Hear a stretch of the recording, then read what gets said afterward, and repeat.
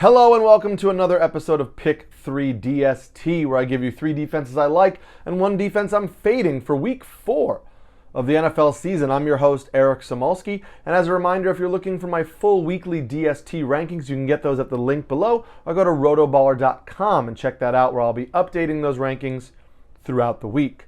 We're going to start with the defense I'm fading for this week. It's the Los Angeles Chargers. Consensus has them 5th. I have them 15th. Listen, I was in on the Chargers last week, just like the rest of you. It burned me, but I'm going to learn from that lesson, okay? The Chargers right now, really banged up defense, and also a defense that's underperforming. They're 26th in the NFL in pressure rate. They're 29th in percentage of drives that end in an opponent's score. J.C. Jackson is hurt. Joey Bosa's hurt. This is not the Chargers defense we thought we were getting at the beginning of the year. And I know you're going to say, hey, Eric, the Texans aren't very good. Sure, they're not great. However, Houston is 13th in the NFL in fantasy points allowed to opposing defenses. On average, in the first 3 weeks, they're only giving up 6.3 fantasy points to an opposing defense, so it's not really like they're a gold mine for fantasy points. So when you pair that with the fact that the Chargers are banged up and not playing at full strength, I just can't really get into this play unless we're in deep leagues. Before we head into the defenses I like, I want to give you a super important tip for the next few weeks. We're still early in the season, so we really need to pay attention to process over results. Don't just look at the box score at the end of the game or your fantasy points at the end of the game and say that was a good play or a bad play. Case in point, the Browns. Heading into the last play of the game against the Steelers, they had 17 points allowed, 1 sack, and no turnovers. It was a pretty poor fantasy performance for them.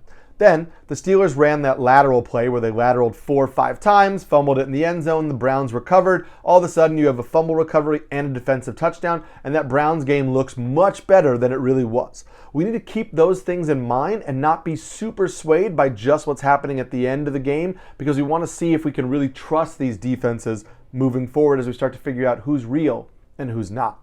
The sleeper defense I like this week is the Chicago Bears. Consensus has them 12th, but I have them all the way up at 5th. I can't believe I really have the Bears ranked that high, but everything kind of matches up right now.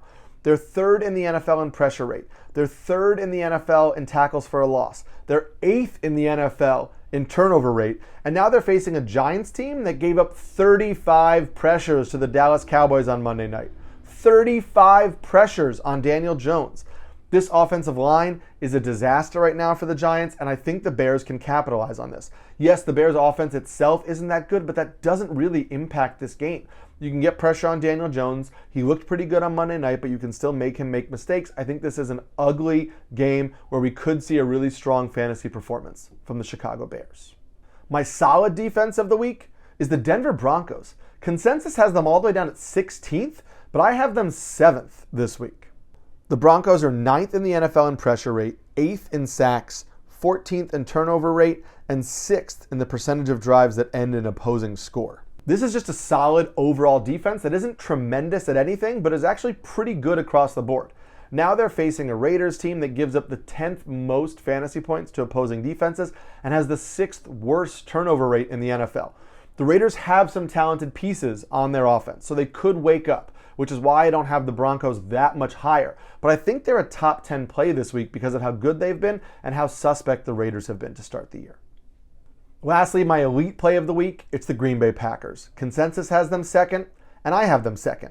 But I do have to say, I'm not really sure what to make of this Packers defense. They're 8th in the NFL in pressure rate, 9th in the NFL in tackles for a loss, and 10th in percentage of opponents' drives that end in a score. However, they're just 13th in sacks and 18th in turnover rate. Those last 2 numbers are results-based, so I think we can focus on the pressure rate and expect that Green Bay is going to get some positive regression in things like sacks and turnovers, especially against the Patriots offense that's being led by Brian Hoyer. The Patriots haven't given up a lot of sacks, so it's not an offensive line that you can really target, but they're 6th worst in the NFL, giving up 10.7 fantasy points per game to opposing defenses.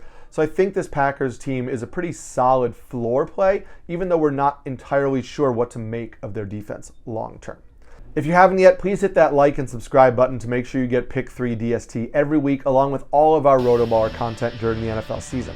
Our start-sit shows, our waiver wire shows, our weekly ranking shows, DFS content. We've got it all to help you win money and your leagues this NFL season.